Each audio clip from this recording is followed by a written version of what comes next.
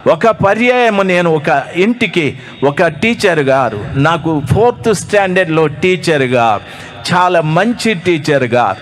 నేనంటే చాలా ఇష్టం, ఎందుకంటే చాలా అమికబుల్ పర్సన్.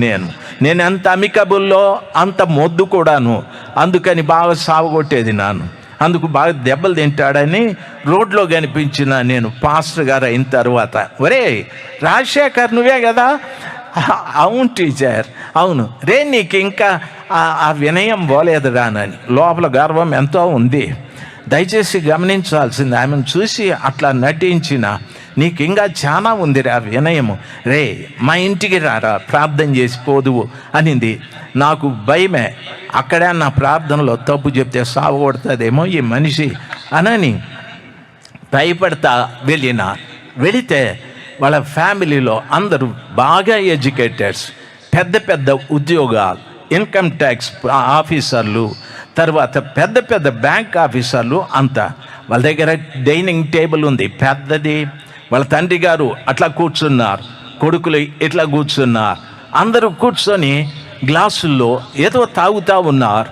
నాకు కూడా ఇస్తారేమో అనుకున్నాను. టీచర్ గారు అన్నారు, అక్కడ ఎందుకు చూస్తావురా, అది నువ్వు తాగేది కాదులేరా అని పక్కకు పిలిచి, చూడరా వాళ్ళ భర్త హెడ్ మాస్టర్ గారు, సార్ ఎట్లా అయిపోయినాడో, కొడుకులతో కూర్చొని తాగుతూ ఉన్నాడు చూడరా అని. ఏం తాగుతూ ఉన్నాడు టీచర్? బ్రాందీ తాగుతూ ఉన్నాడు రా అని. ఆమె చాలా దుఃఖంగా చెప్పింది. సార్ ఈ మాట నేను ఎందుకు చెప్తున్నాను తెలుసా? తర్వాత వాళ్ళ అబ్బాయిని అడిగాను, సార్ నేను ఆయనతో కూర్చొని తాగడం నీకు సబబా అంటే, రాజశేఖర్ మా చెల్లెలు క్లాస్మేట్ కదా నువ్వు? అవును సార్, మా చెల్లెలు క్లాస్మేట్, ఆమె బ్యాంక్ మేనేజర్. నువ్వేంది బైబిల్ ఎత్తుకొని తిరుక్కుంటా ఉండవు?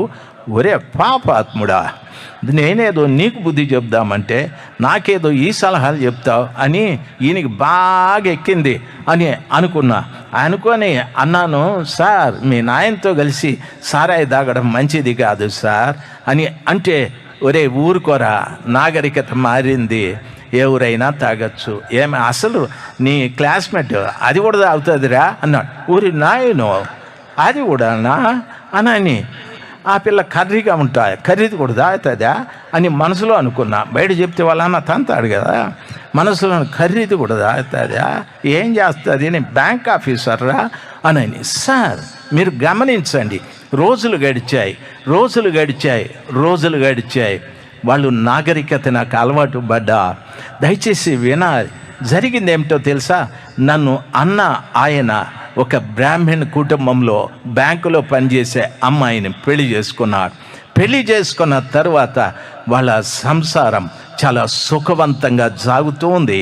కొన్ని రోజులు అయ్యాక అమ్మగారు చెప్పారు, ఆయన పేరు చెప్పకూడదు, ఆయన పిలిచి నేను తిరుపతికి వెళ్ళాలి, నాకు మొక్కు ఉంది అని అంటే, నేను రాకూడదని ఈ భక్తుడు, నేను రాకూడదు అన్నాడు. రాకపోతే నీ నువ్వు సావు అని చెప్పి అంటే, పెండ్లానికి భయపడి అక్కడికి పోయి లక్షణంగా సంసోను తల చేపించుకొని వచ్చినాడు. మీకు అర్థమైంది అనుకుంటాను. అక్క గుండె గేయించింది. గుండె గేయిస్తే దయచేసి వినాలి, అంతటితో పోయింది కాదు, ఇంకా పూజలు చేయించేది, బొట్టు పెట్టించేది, అన్నీ చేయించేది అక్క. దేవుని పిల్లలు గమనించాల్సింది, చాలామంది మీలో పెళ్లి దగ్గరికి వచ్చేటప్పటికీ ఒక హిందువుని పెళ్లి చేసుకుంటే వాడిని మనం మార్చచ్చు, ఒక హిందువురాల్ని పెళ్లి చేసుకుంటే ఆమెను మార్చచ్చు అనే కాన్సెప్ట్లో మీరుంటారు. పొరపాటును కూడా మీరు జయించలేరు, వాళ్ళే మిమ్మల్ని జయించేస్తారు, నరకంలోకి తోసిపారేస్తారు. దయచేసి బాగా గమనించవలసిన విషయం, జరిగిన సమాచారం కొద్ది రోజులైన తరువాత ఒక వార్త విన్నా, ఆయనకు యాక్సిడెంట్ కాలేదు. ఆయనకు జరిగింది ఏమిటంటే, షుగర్ పెరిగిపోయి ఆ రోజుల్లో వైద్యము చేయడం తక్కువ కాబట్టి గ్యాంగ్రీన్ ఫామ్ అయి కుడికాలు తీసేశారు, కుంటివాడైపోయాడు. ఇంకొన్ని రోజులకి ఎడమ కాలుకు గ్యాంగ్రీన్ వచ్చి రెండవ కాలు తీసేశాడు. ఎంతో ప్రేమించి పెళ్లి చేసుకున్న భార్య ఇప్పుడు తన భర్త 2 కాళ్ళు లేని కుంటివాడైపోయాడని తెలిసి తాను ఇంకొకడితో అక్రమ సంబంధం పెట్టుకొని హ్యాపీగా వాడిని తన ఇంటికి తీసుకొచ్చేది. ఈయన గుడ్లు అప్పగించుకుంటూ చూసేవాడు, ఏడ్చేవా అయ్యలారా, నన్ను దయచేసి గమనించవలసిన విషయం, క్రైస్తవ నాగరికత ఒకటి ఉంది. క్రైస్తవ నాగరికతలో ప్రాముఖ్యమైంది పరిశుద్ధత. పరిశుద్ధత దాన్ని మినహాయించి ఇంకొక నాగరికత లేకపోతే అపరిశుద్ధమైన వాతావరణం, ఆ రీతిగా జీవించిన వారి పరిస్థితులు సర్వనాశనమైపోయాయి. నా కళ్ళతో నేను చూశా. దయచేసి గమనించాలి. నా క్లాస్మేట్ అని చెప్పుకుంటున్న బిడ్డ కూడా ఒక రోజున ప్రక్కన చర్చ్ జరుగుతూ ఉంది. ఆమె వచ్చి ఇంట్లోకి వచ్చి తనకున్న చీరలన్నీ చుట్టేసుకొని కిరసన పోసుకొని నిప్పు పెట్టుకొని అయ్యో అయ్యో అని ఆదివారం ఆరాధన జరుగుతుంటే భయంకరంగా కేకలేస్తే ఆ చర్చిలో ఉన్న వాళ్ళందరూ పరిగెత్తుకుంటూ వెళ్ళారు ఆమెను కాపాడటానికి. అయినా అవకాశం లేదు. ఆమె అందరినీ పట్టుకోవటానికి వస్తుంది. కాపాడండి కాపాడండి అని. ఎందుకో తెలుసా? బ్యాంకులో తాను ఇంకొక క్యాషియర్తో సంబంధం పెట్టుకొని కొన్ని లక్షలు తీసేసుకున్నారు. అది తెలిసిపోయారు, బయటికి తరిమేశారు. ఇంకా డబ్బులు కట్టాలి, భర్త తరిమేశారు. అనాథగా వచ్చి ఇక్కడ పడిపోయారు. జీవితం పూర్తిగా దుర్భరమైపోయారు.